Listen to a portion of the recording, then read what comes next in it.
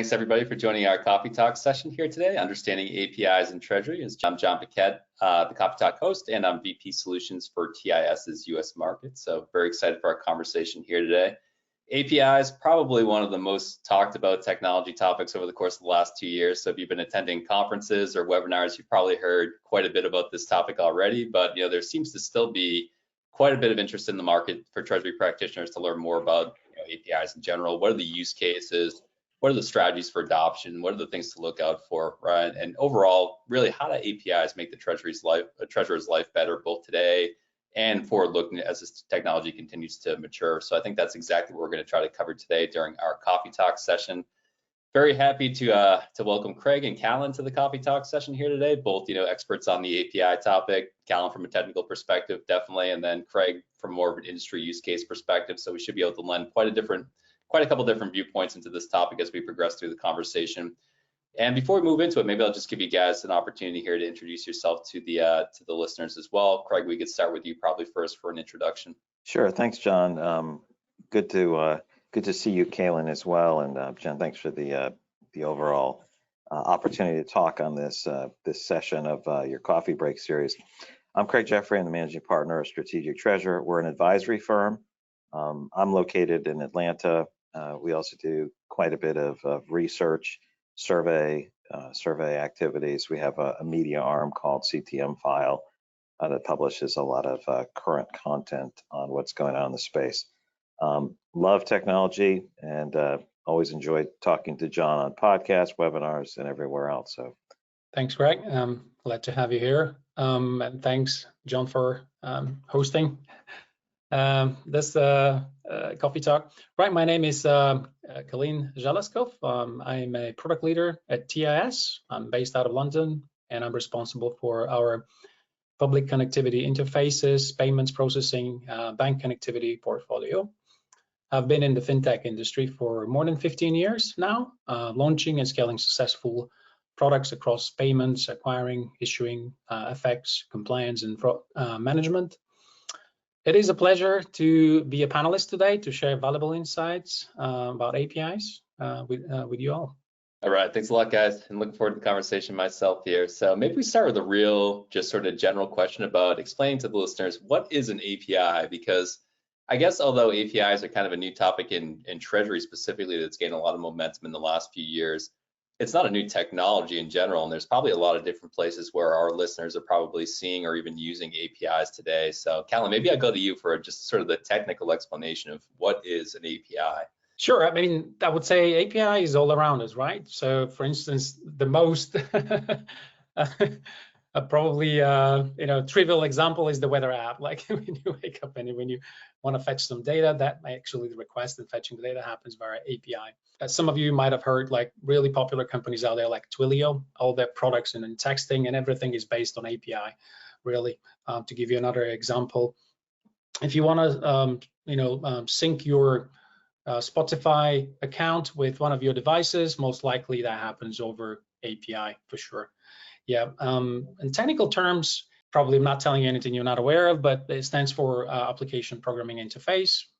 It allows two applications to talk to each other in order to extract and share small packets of data within your organization or across different organizations.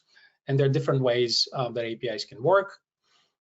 This depends on when and how they were built and created. So there are SOAP, like Simple Object Access Protocol APIs. There's RPC, like Remote Procedure Call APIs, the WebSocket APIs, which are two-way communication between the client application and the server, and most commonly REST APIs, which are the most popular and flexible, right? So the REST API defines a set of functions, typically to retrieve information, right? This is server to server, to update, delete the record, in other words, resource, to create a new record as well. And clients and server exchange this data using, HTTP protocol in a stateless manner, following so-called API contract between the client and the server.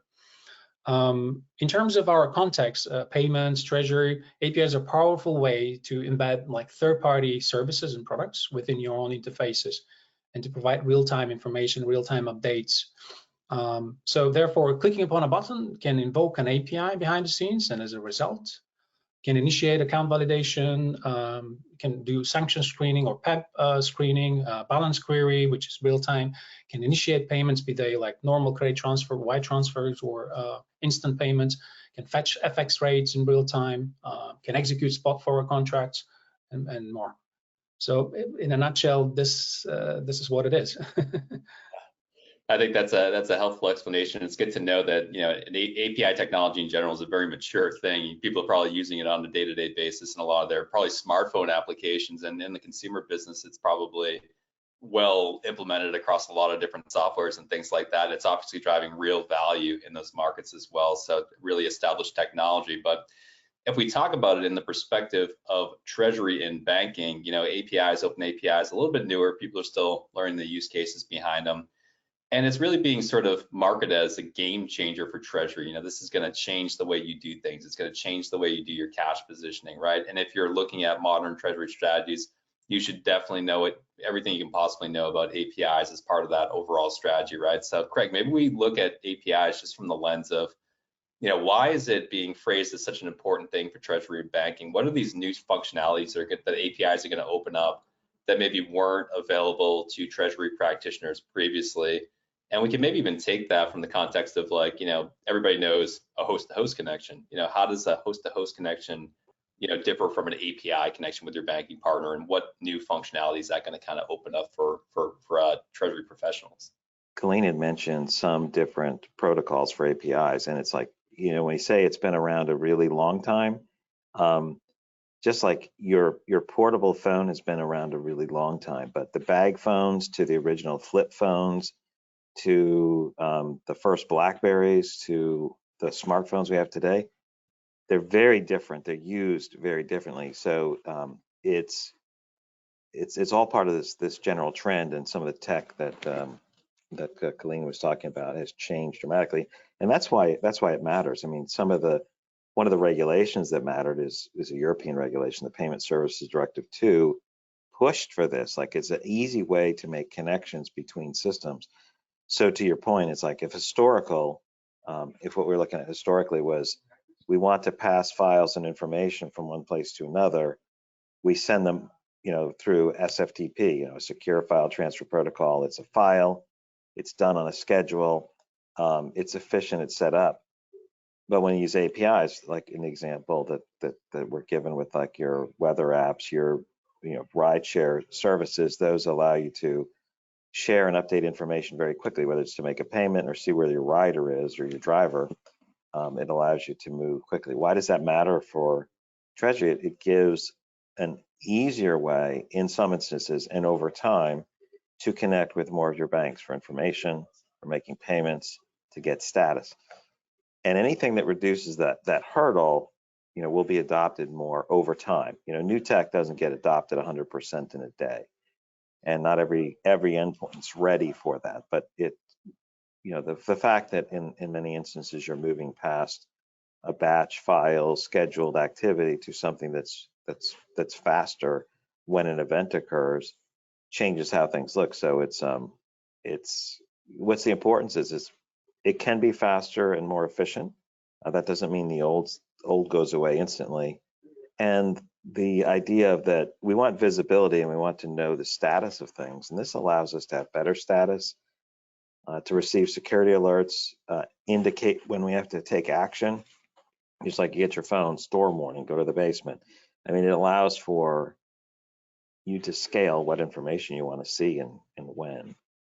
No, I think those are some good use cases. I mean, you get a lot more specific about the information you can pull. So like, a difference would be, instead of pulling over your entire current day batch file from your banks, you can pull over particular account balances that you're more interested in for, intraday cash positioning on a real-time basis, right? You can be very specific. I think you alluded to, as well, as banks start to open up APIs for payments and payment tracking. You can call and actually track payment statuses for specific payments that you've initiated and things like that, right? So it's information, I guess. It's better information that is ultimately going to drive a lot of the use cases for treasury that's being opened up through APIs.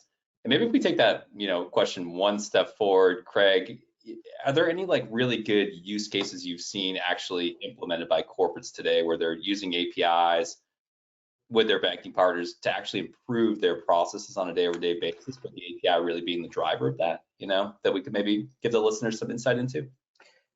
Yeah, and I'll start with one of the most basic ones. So like on the cash management side, visibility, getting faster connectivity, like some of the banks that provide APIs and some of the system providers that can connect to them, getting them set up is really quick. It's, sometimes it's faster than if they're a Swift partner, part of the Score network. Sometimes it's even quicker than that, and that's a pretty quick connection.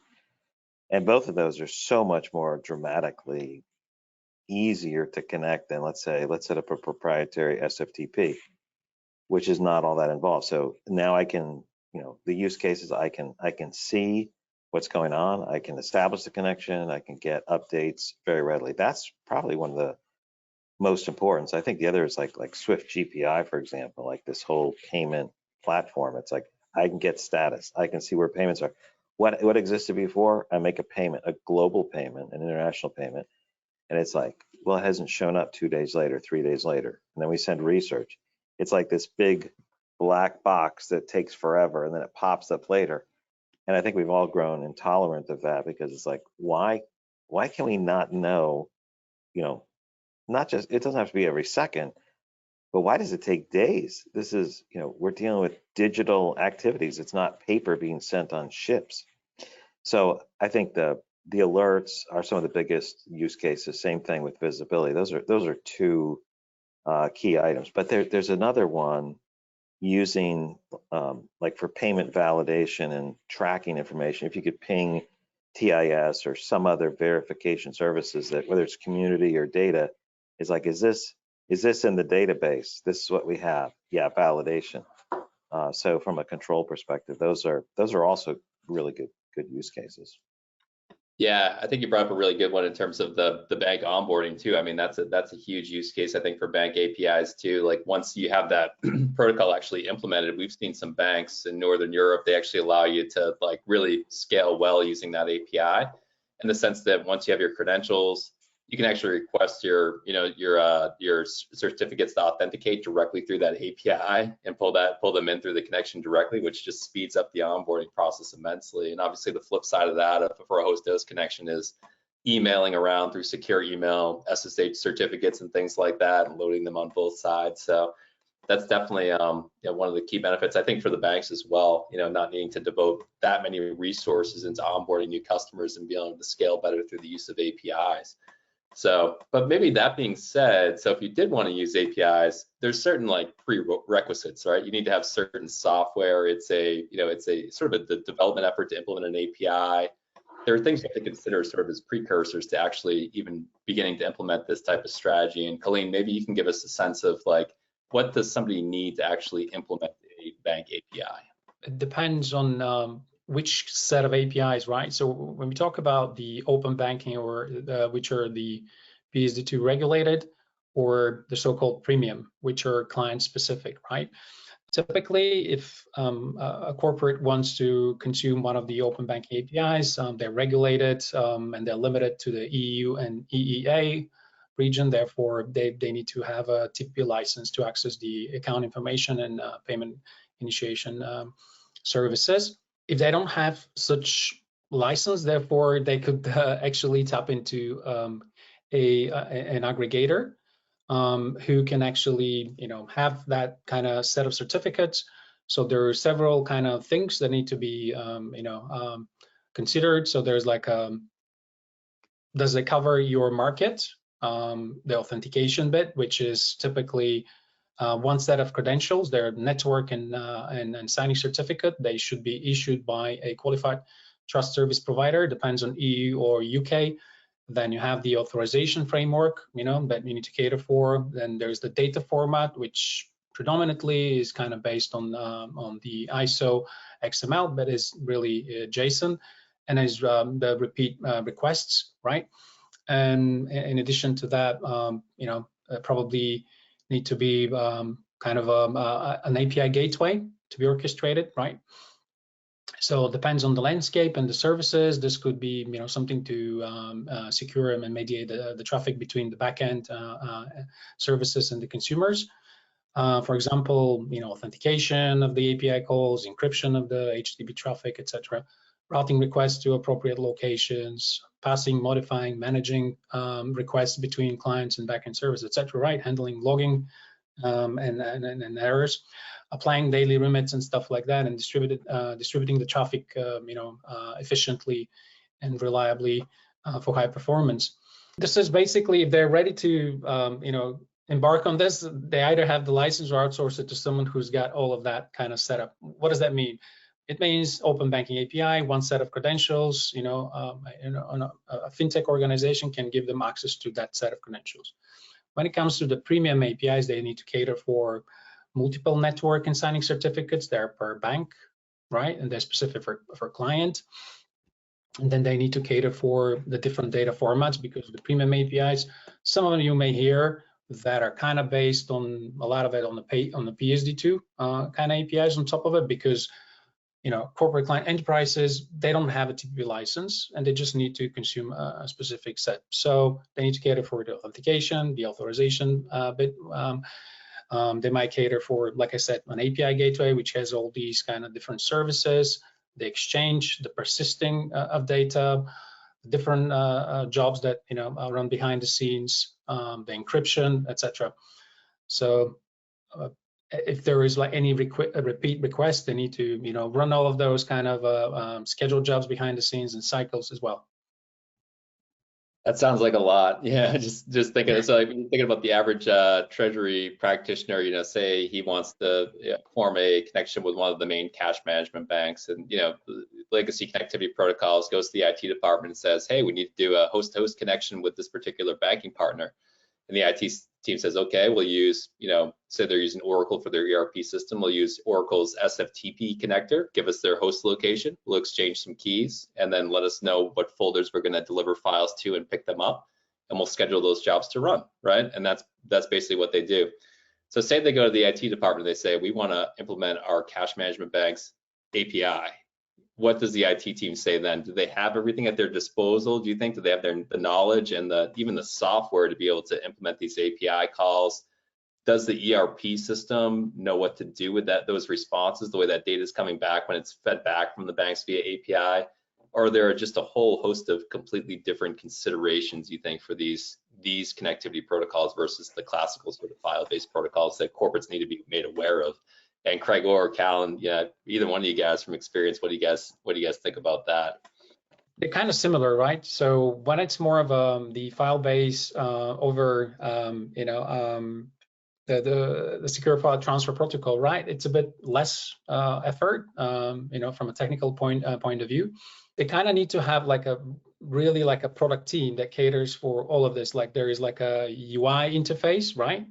That they need to cater for. There is like the API communication, the security aspect and layer, where to actually send and persist this information, what kind of transaction happens there behind the scenes, what is the status and stuff like that, and all of these underlying processes. Therefore, it's a lot of complexity. And if you want to do it like a multi-bank connectivity type of thing, and you have like, I don't know, like 10, 15 banks, and you have to do it for all of those, that's quite a lot of complexity. That's quite a lot of effort, really. Yeah. Even if it, let's say, a lot of the request response structure is based on ISO XML, because you could request from some of the banks, the object to be, returned in either JSON or XML. Still, there is a little bit of a, the authentication might be very specific for that bank. The authorization framework may be slightly different, so they may not be necessarily aligned. So that's quite an effort there. Yeah, it seems that way. And I mean, so would you say like you almost need some sort of like a middleware type software to facilitate that API communication, or you need to tap into some sort of API library, or else it probably becomes inaccessible to do it as like sort of a local IT project, connecting to your bank through an API? Or you think it is sort of still within that realm of you could do it in-house?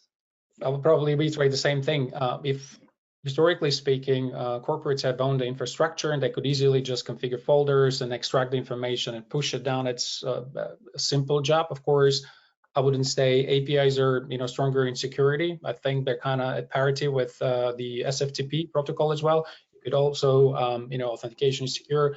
You can also kind of encrypt information, right? There as well. But you definitely, if you want to consume APIs, do you need someone to actually a product team to cater for the UI interfaces, right? If there is a like a button behind it when you click on it and it invokes an API, right? There is a security aspect of it. There is the data exchange with all of the banks, or at least with one provider. There is data persistence, the infrastructure setup, which is related to API gateway. That's a lot to take on, to specialize in all of that connectivity.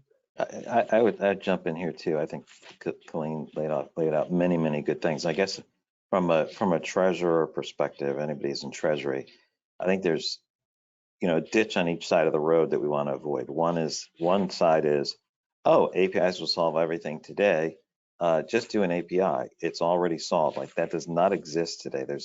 There's not every bank is set up on them. The back end systems of companies aren't there, and there's challenges. And the other side is, it's so complex, we can't do anything. Let's just focus on the older technology, the tried and the true, and not move in advance. And we are moving. We're making changes. There's an element of, what does your infrastructure need to look like as our infrastructure moves to the cloud? And I'll just give an example of how you develop things over time. I mean, most people remember EBAM, right? This idea of, you can exchange all these, have all these conversations about setting up your bank account stuff with your banks. And everyone was like, this is great. The banks aren't ready. And everybody in the corporations didn't even have their account stuff in digital format. They're like, we want to exchange information digitally, and we got it in Excel and in paper files. You're not ready, right? It goes from digital communication to paper-based or Excel, and it didn't quite work. And so that slowed down because it wasn't ready. When we think about APIs here and the progression, if it wasn't too long ago, it's like you had a SaaS system here and a SaaS system here. Like, you put those out in the cloud. They may not have been able to talk to each other, but you wanted to talk to them, and so they had web services, which were APIs that you would install in your data center or in your hosted data center.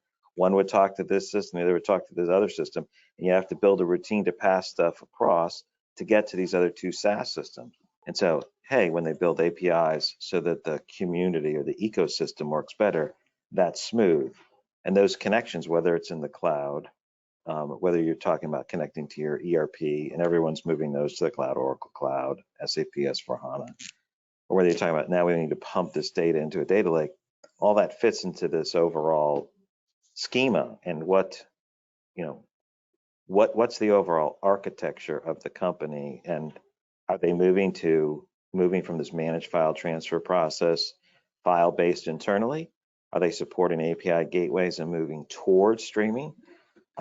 There's a number of things there, and I don't want people to go like, oh, this is too complex, we're never going to get there, to or the other side where it's there's nothing to do. There's a lot of things that could be done today, and there's a lot of growth. So we see companies that are like moving on the path to streaming and supporting older methods as well, and trying to push to the newer, faster methods, but they're not dumping file-based transfers that they're already doing that are working well. So it's a balanced approach. Yeah, and I think that's a good way to phrase it for sure. It's it's really driven at the use cases today, but really understanding the end-to-end data flows within your organization, how they might be impacted by a change in your communication protocols with your banks. Like, probably one example is we had a company that moved to APIs because they wanted obviously real-time balance confirmations for cash position, cash forecasting, right? So the information is coming in via API. But then they recognize that, okay, our ERP system also needs banking data for reconciliation purposes. And if we give them this, they don't know what to do with it, because the ERP system needs BAI2 files or something like that, right? So that whole sort of string in terms of how that information is being synchronized throughout your organization, and not just really understanding what's there today and what are the other dependencies in terms of how you can really fuel efficiency through APIs is, I think it's important for companies to see beyond treasury. But certainly, like you mentioned, Craig, I mean, you're never going to learn about this technology if you don't dive into the use cases. And I think at TIS, that's exactly what we're trying to help our customers do, is when they identify a use case, help them explore that use case and really, start to learn about the technology and begin incorporating it. Obviously, this stuff takes time to kind of come to full maturity here. So But you brought up another good point about APIs. So I mean, there's another good application for APIs that Treasury practitioners are using today, and that's for integration between their actual systems. Aside from these open bank APIs, leveraging APIs to more shared data to downstream applications, maybe bank balances coming into some sort of TMS or aggregator type tool and then being synchronized via API to ERPs or cash applications tools or other tools that might need that data too.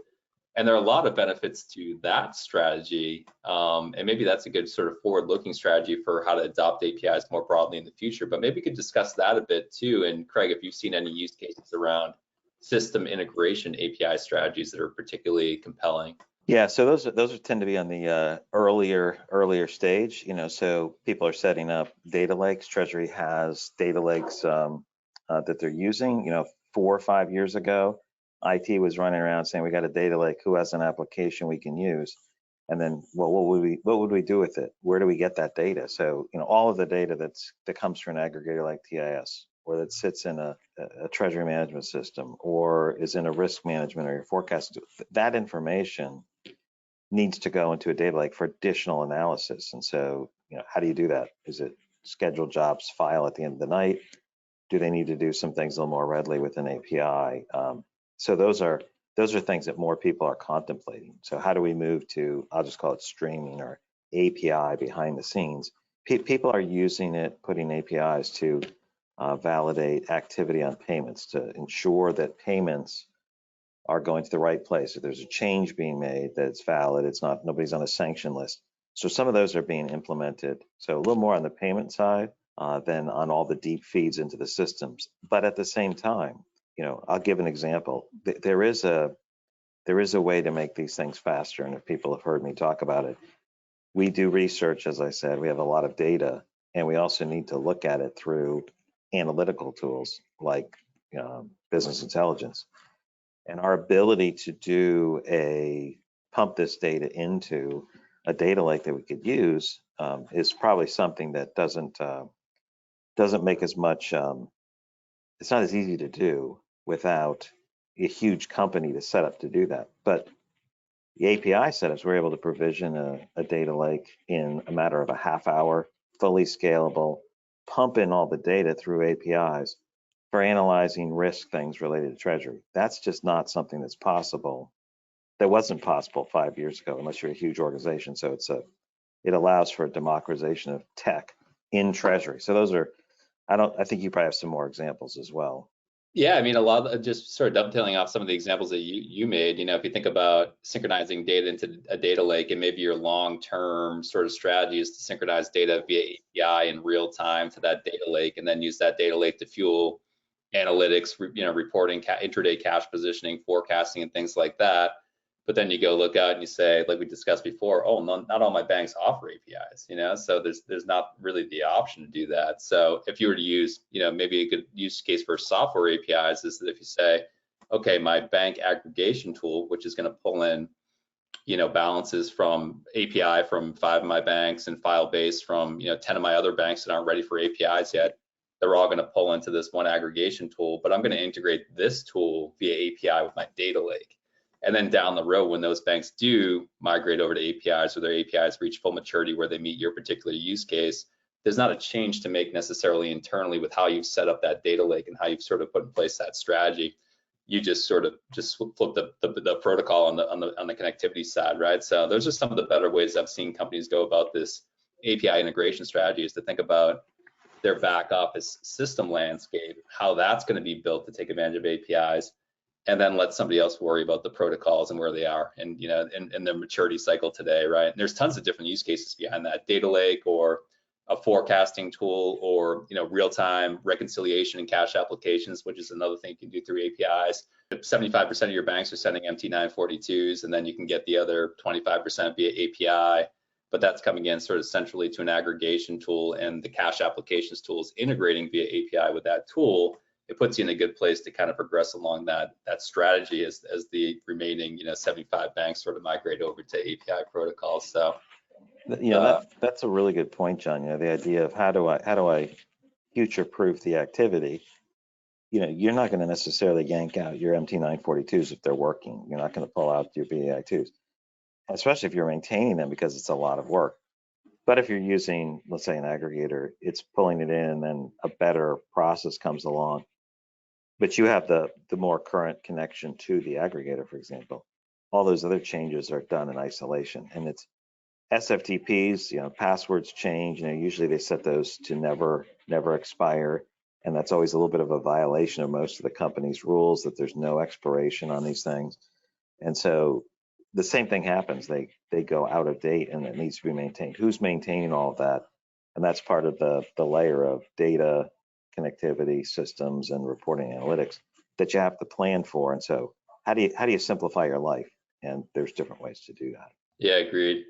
Yeah, maybe we could talk a little bit about as well, just sort of maybe some of the complexities with APIs that companies might see as they're integrating their API strategies, right? I think even a lot of the listeners, those who have started following this topic and are almost on the road of adopting APIs, have noticed that the adoption is inconsistent and sometimes, I guess, slow across their banking portfolio, right? And I think we've sort of already identified during the course of this conversation that, yeah, APIs have progressed a long way, the technology in general over time, but it's been around for a while. There's a lot of practical use cases out there that we're using day to day without even knowing it, right? So why do you think it's taking longer in the banking segment, the sort of the corporate treasury use case around APIs, to reach such sort of mature adoption of them? And Colleen, maybe I'll go back to you with this one, and just maybe you can give us some of the complexities that maybe corporates or banks are dealing with trying to migrate over to these API strategies. Before I answer that, I'll take a step back, right?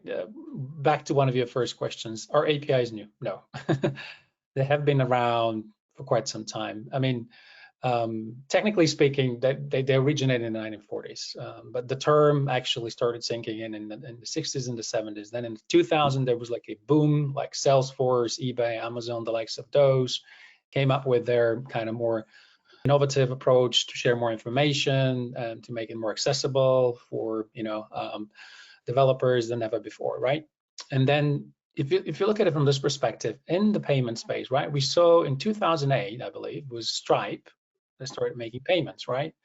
And now they set the standards in payments, especially in the card payment industry. And now, in this regard, card payments industry have used APIs for more than a couple of decades, right? For online, for Motto, for physical payments, right? So a card payment usually takes milliseconds to complete the so-called round trip. From a merchant to go to a payment gateway, to go to the acquirer, to go through Visa, MasterCard, American Express, etc., to the issuer, and then back to the merchant with a response, right? And every player along the value chain may have their own validations and fraud checks in place. However, these guys are doing it simply because because it's a single line and it's not like a batched payment, right? See what I'm taking you. Now, what happened with open banking and the adoption of it, right? Obviously, there's several kind of reasons. I would categorize it this way, like consumers first, right? Consumers, the immediate uptake from the fintechs was in the consumer segment, right? So the companies, the fintech companies they focused and they have been focused on driving adoption among consumers in launching products in payments and lending and KYC, various things, right? To tap into all this open data, right? Of course, this was brought by regulation. And this is where I'm taking it to the next kind of category, strong customer authentication, right? So PSD2 mandated, obviously we need a strong customer authentication, particularly in the consumer segment, because the mandate was to strengthen that, right? Because there were companies running computer bots that would log into your online banking, they will carry out the payment on your behalf, right? Via screen scraping, etc., right? However, the banking interfaces for corporates has had a strong customer kind of authentication, robust in place. Is it already, right? That's one reason, right? Not to see the immediate adoption. The other reason could be banks, right? So formats, protocols, kind of the public interfaces that have exposed to corporates to initiate payments in a way dictated what is the setup in an ERP environment. So therefore, kind of relating to Craig's, talking about, internal APIs for setting up, in-house bank, how in between, kind of the treasury system or the ERP, the accounting software, how you exchange information. By API, you continue to actually run kind of, like files. So that kind of has shaped that that landscape, right? Also processes, right? The source system, HR, ERP, accounting tool, lacks the processes for these kind of APIs. They, at least on the corporate space and the banking, they're kind of new, right? So the corporate still batch. Some of the systems, legacy kind of accounting software is still closed for kind of bidirectional exchange. You can't push data in it. So you need to kind of be the active side all the time, pulling. That is one of the other reasons. And I would say the lack of awareness maybe is one of the other aspects. So APIs are a bit technical topic, right? And there hasn't been enough education and evangelism among corporates or enterprise companies to demonstrate the actual benefits APIs can bring. And also we see a lot of the saying or understanding, if something works, why break it, right? These are probably some of the kind of slow, and in addition to that, there's like, for instance, in Europe, there's like the IBEX protocol, right? So this is a mandatory thing. It's kind of over HTTP. Yes, it does accept a file in the payload or streaming information, right? You could say that there is some kind of already adoption, which is difficult to move away from. But in the according to different reports, you will see in certain countries, adoption of APIs among consumers in the retail market has reached 80% approaching Nivo. But I would normally, attribute it to these factors that I mentioned. Like obviously, the fintech companies focus on consumers. The strong customer authentication has been, strong on the corporate side of things. The banks, public interfaces, they accept these kind of type of formats, and only now are they opening up, right? The processes in the accounting software is still they need overhauling, right? And there is like a lot of complexity when you talk about an enterprise. There's like multiple entities, multiple users. We're talking about hundreds, right? So it's a lot overhauling, all of that. It's a bit of a process. Budget, I would say, because you normally you would need a product team to do all of that, right? So historically speaking, corporates have owned the infrastructure, and now they configured files, they push them to designated folders. It was a lot easier, right? But consuming an API requires you to have a product team, as I said earlier, right? So you need to cater for the UI changes, you need to cater for the security aspect of it, for the data exchange, for systems and the infrastructure layer and stuff like that. That's why, but I believe that APIs are picking up. As you can see, even in the US, it's not because it's regulated, it's market pressure. Customers expect and they understand, the true benefits of API integration. It's picking up pace there. And I'm sure that in a foreseeable future, since banks are overhauling their infrastructures to get closer to real-time processing, both for balances, for payments, and everything else, API adoption will become the norm. Simply, I see the benefits, the improved usability and speed. We already said that, right?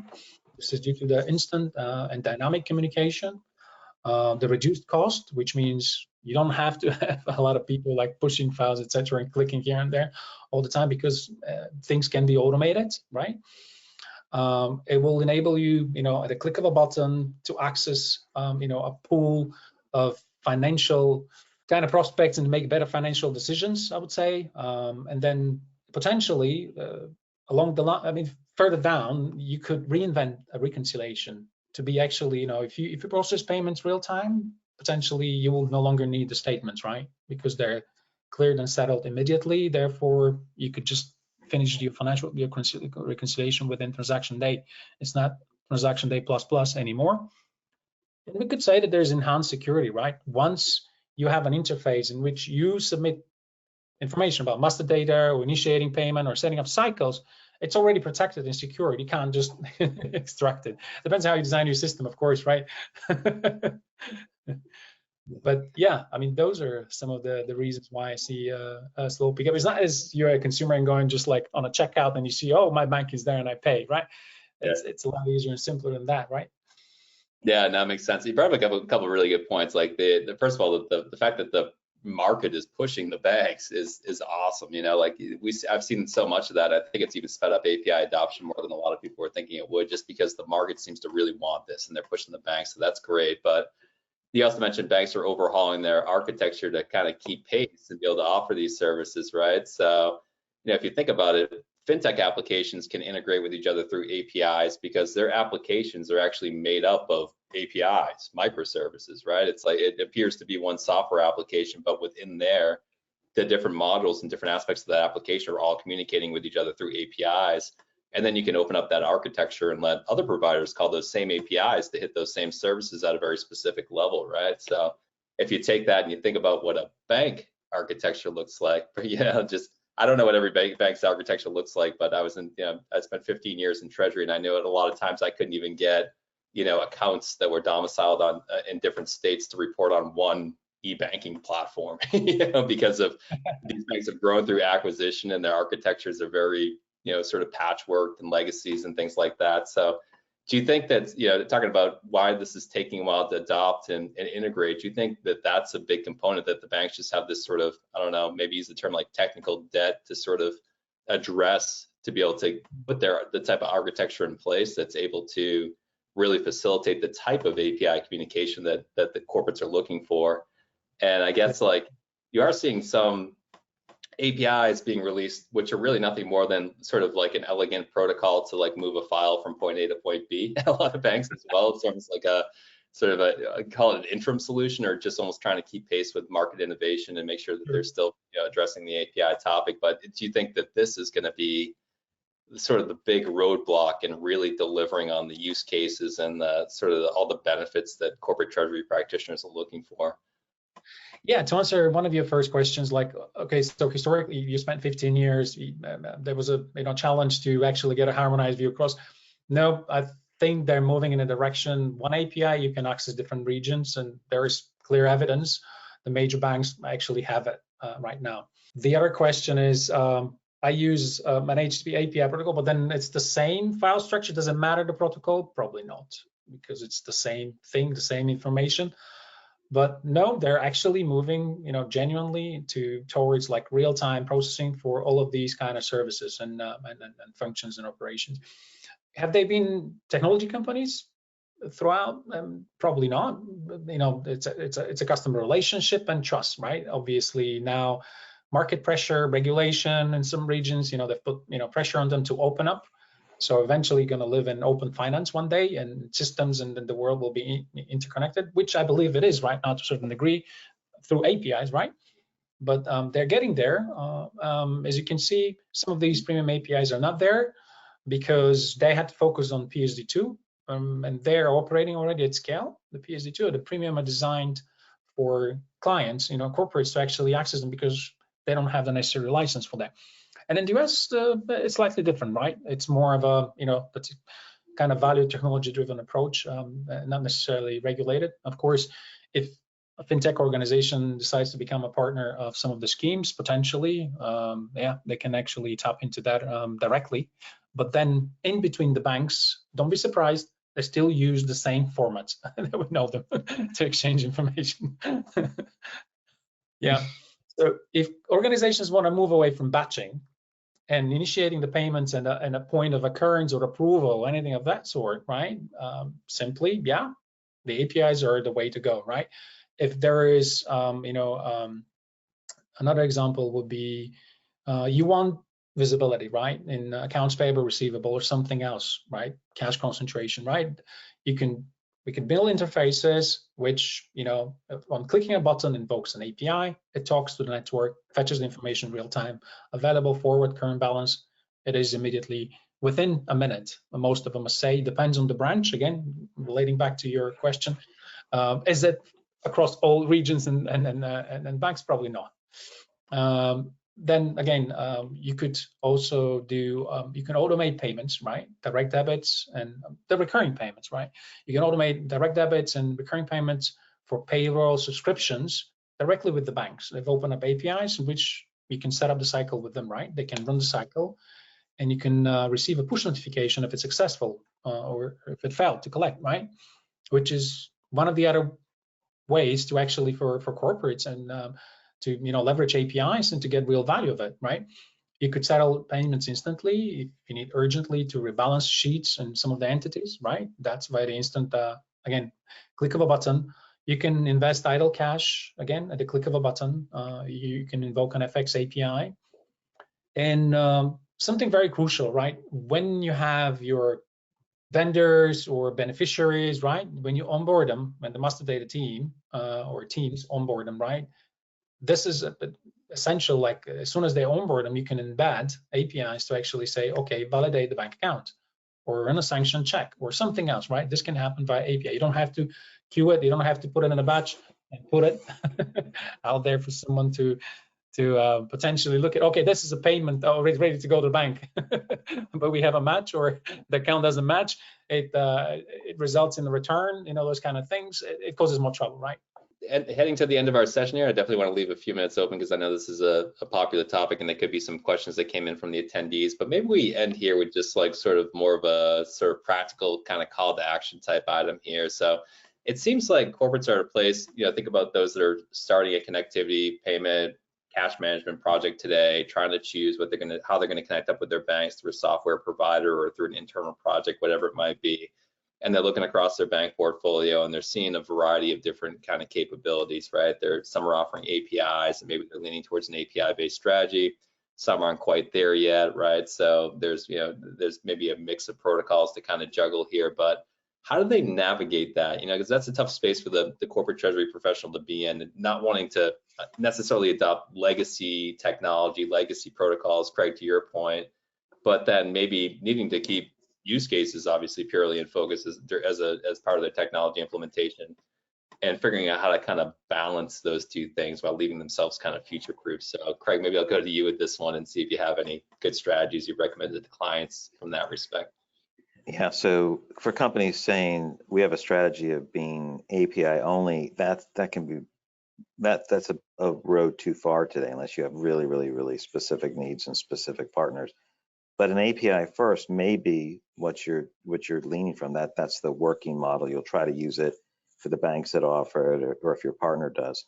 So, you know, but the idea of how do we connect and what formats and data. If we start with data, it's like, where can I get the most enriched data that will help me with my processes today and in the future? So, you know, enriched formats, better connection. So it might be API first, then it might be, you know, either through a aggregator or through a partner or direct, depending on what the need is. But better information, the best connection process, and you know, I think those all have to fit into what you're trying to do, especially as we realize, you know, like what Colleen said, it's like something's not broken. You know, why are you trying to fix it? I think that's a really good model. Like you don't have to rip everything out in your house to, you know, get new internet. Maybe stuff was working. Same thing at the office. But every time you touch it, that's when you replace it. Like if you're ripping the walls open to do something, that's when you fix everything that's behind there. Anytime you touch a connection, if you have to redo it because you're moving to S/4HANA and it's a whole re-implementation, that's the right time to fix the plumbing, to look at the plumbing. So right formats, right connection methods, and know that everything's moving faster. Maybe everything's not going to be instant, but everything's moving faster, nothing's staying the same speed. So how do you support a faster environment, less overhead over time? Those would be a couple of strategy pieces, John. Yeah, I think it makes a lot of sense. Yeah, and I think it's important too to, you know, as you start to explore any technology that you're not 100% familiar with, but you've framed up a really good use case behind it in your mind, to choose the right partners who are going to help you explore that. You know, in this case, software providers or banks, for instance, that are going to help you kind of explore that particular use case is critical as well. Because I think we've, you know, through some of these questions, I think we've done a good job sort of highlighting that, you know, APIs are sort of a software development project implementing an API versus these legacy sort of configuration type protocols that banks have used to pass files back and forth. So it becomes a lot more difficult to really assess all of the different variables that are going to come into play and ultimately making that a success. The good providers out there should definitely be helping you explore those use cases, be partnering with you to kind of go down the road with your banks. And as we mentioned before, the corporates continuing to push the banks on this topic is huge for everybody, for the fintech providers who are dying to sort of take advantage of open bank architectures with the cool things they can do, for the corporates who clearly have the use cases in mind for how they'd use more real-time information to actually manage cash better, right? So I'd say keep pushing those topics and yeah, form the right partnerships as you're exploring these technologies. Yeah, I think that brings us to the end of the session. I don't know if you guys had any sort of closing words here before we open it up to Q&A. We could bring Jen back on and see if any questions came in from the attendees during the course of today's session. Hi, John. Yes, we did have quite a few questions roll in, but given the time, I think we may only get to about 3 of them. So the first one comes in from John. Do you see the global push for ISO 20022 being an accelerator or a hindrance to widespread API adoption, specifically in the US, given the legacy nature of bank payment platforms? Yeah, I think this one might be, we get this question kind of a lot. I think it's, hey, we're going through all the work right now to implement ISO 20022 standards, camp reporting files, payment files. And if we go to open banking APIs in the future, what's going to happen with all that work that we did? Does that all kind of go away? Can it be used in conjunction with bank APIs? So I don't know if one of you guys wants to take this one, Callan, if you have any sort of input on, Yeah, is that work all lost, or sort of if you go to an open banking API type world, I think is the question. But it's a very good question. I don't think the effort and the investment into adopting that format will go to waste, right? It's going to become a throwaway, in those terms. Most likely, like I said, most of these, even premium or open banking APIs, they have based their, even if you read through the website, openbanking.org, right? They've been based predominantly on ISO, right? Of course, this is JSON, it's not XML. Some banks give you the opportunity when you request something or when you submit information to them to actually return it back in XML, which is based on that. So again, I cannot speak on behalf of all of the banking network, but the majority of the banks that we're working with and we look at their APIs, both open banking and premium, they have a kind of consistent structure there. More difficult on the authentication and authorization, that is more. Yeah. Moving to these enriched formats is not a mistake. It's not going to be one. We don't transition to one thing instantly. It takes years across. So should you be adding BAI2 and MT type style messages to limited styles? That's likely a waste unless that's all you can get now. You may need some backwards compatibility with those, but every time you move to those 2 newer standards, you're in a much better position. Yeah, I agree. How many bank services are cut off? Like bank services, like they continue forever. These things trail forever. So it's not like you're going to waste it. It's true. Yeah, I think it's a good question because it is a good consideration, though, in terms of what you need from a format from your bank to facilitate your real-time cash management strategy might be different from what you need from your bank to facilitate your bank reconciliation and cash applications processes. So it's definitely a good thing to keep in mind. I think it's part of that end-to-end process discussion we had earlier. And another consideration, I think, is you kind of choose who the right partner is to partner with to help facilitate these API-based strategies. So yeah, they're not going to reinvent absolutely everything. Okay, great. Thanks so much. All right, the next question comes from Chris.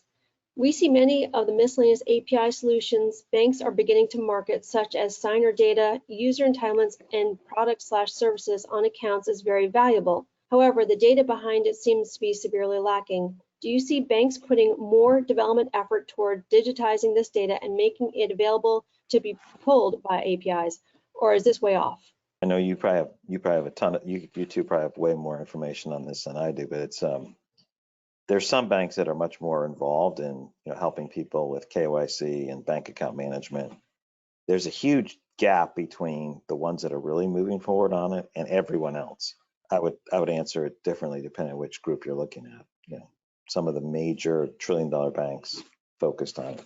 The rest, I think we're kind of seeing the same thing, but I've sat in some focus groups and customer councils where I've heard pretty clearly from treasurers out there that if they could even send an API call out that pulled in all of their bank account records and the signers the banks had on record, that would be a huge value add. Never mind being able to actually orchestrate signatory changes and things like that through API, which is almost delivering on that classic EBAM promise that never sort of materialized. So I haven't seen any progress towards really, I guess, useful adoption there, but I can definitely say that it's another one of those sort of corporates are pushing it topics. They're telling the banks, hey, this would really help us out a lot.